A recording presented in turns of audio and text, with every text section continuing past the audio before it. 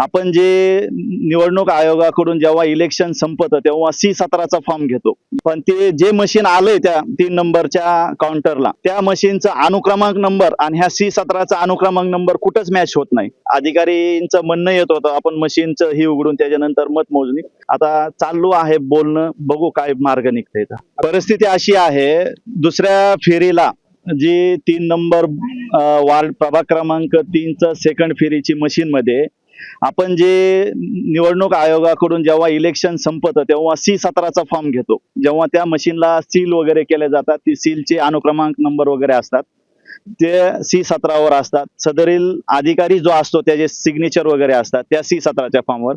आता आतमध्ये जर बघितलं तर तिन्ही चारही उमेदवारांकडे C17चे फॉर्म आहे, पण ते जे मशीन आलंय त्या 3 नंबरच्या काउंटरला, तर त्या 3 नंबरच्या मशीनला ज्या टेबलवर मशीन आली त्या मशीनचा अनुक्रमांक नंबर आणि ह्या C17चा अनुक्रमांक नंबर कुठंच मॅच होत नाही आणि कुठल्याच अधिकारीची सही वगैरे नाही.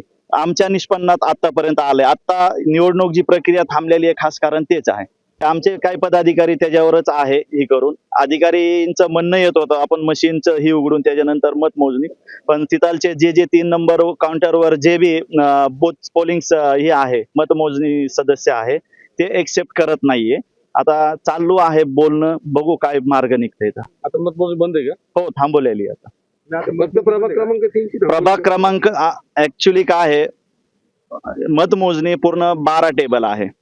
12 टेबल आहे म्हणजे 12 वॉर्ड वन टाइम मध्ये 12 वॉर्डचे मशीन उघडले जातात. असे 3 ते 4 फेऱ्या होणार आहे.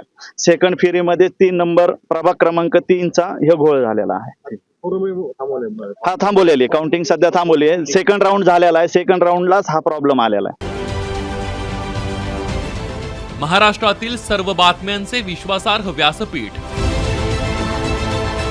सकाळच्या सर्व सोशल मीडिया प्लॅटफॉर्मला लाईक, फॉलो आणि सबस्क्राईब करा. तसंच सर्व नोटिफिकेशनसाठी बेल आयकॉन प्रेस करायला विसरू नका.